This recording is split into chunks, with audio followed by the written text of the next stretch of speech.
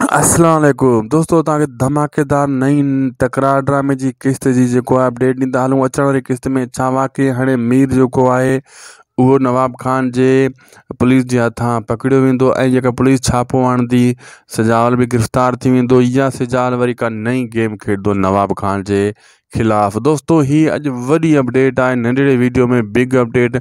इन खे आख़िर ताईं ॾिसो ऐं उदासी टीवी यूट्यूब चैनल खे बि ज़रूरु सब्सक्राइब कयो, असांजे पेज के भी फॉलो लाइक शेयर ज़रूर कंदा।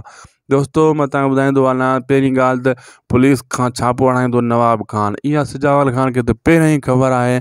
छापो लॻंदो मीर खे हिकु पासे करे छॾींदो ऐं जेको मायूं आहिनि उहे बि हिकु पासे करे छॾींदो ऐं पुलिस अची छापो हणंदी, ख़ाली पीली नवाब सिजावल खान खे तंग कंदी। ऐं अहिड़े हिसाब सां लीमे खे बि मोकिलंदो। लीमो जेको आहे वेंदो पंहिंजी घरवारी सां मिलण जी कोशिशि कंदो। सिजावल खान त पहिरियों इन खे बुरो भलो चवंदो। लीमो इहा कोशिशि कंदो त मां पंहिंजी घरवारी सां मिली इन खे सम्झायां, इन खे वठी अचां वापसि, लेकिन लीमे जो वस कान हलंदो ऐं लीमो ख़ाली वात हणी हणी मोटी ईंदो। ऐं जेको आहे सिजावल पूरी गेम अॻे तयारु कयूं वेठो हूंदो नवाब खान जे लाइ, नवाब खान जी पुलिस जे लाइ ऐं उनजे माण्हुनि जे लाइ। हू डबल चाल खेॾंदो सिजावल खान, ऐं नवाब खान जी चाल हिंच कर फेल थींदी सिजावल खान जे मथां।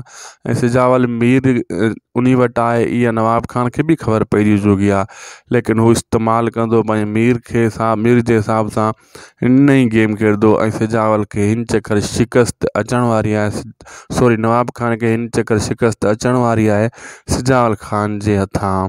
दोस्तों, वीडियो पुॻो आहे पंहिंजी पुॼाणी ते। जे तव्हां एसी ताईं ॾिठो आहे त महिरबानी करे असांजे यूट्यूब चैनल उदासी टीवी खे ज़रूरु सब्सक्राइब कंदा, असांजे पेज खे बि फॉलो लाइक शेयर ज़रूरु कंदा, जीअं हर वीडियो तव्हांखे सभ खां पहिरियां ऐं टाइम ते मिलंदी रहे। ख़ुदा हाफ़िज़।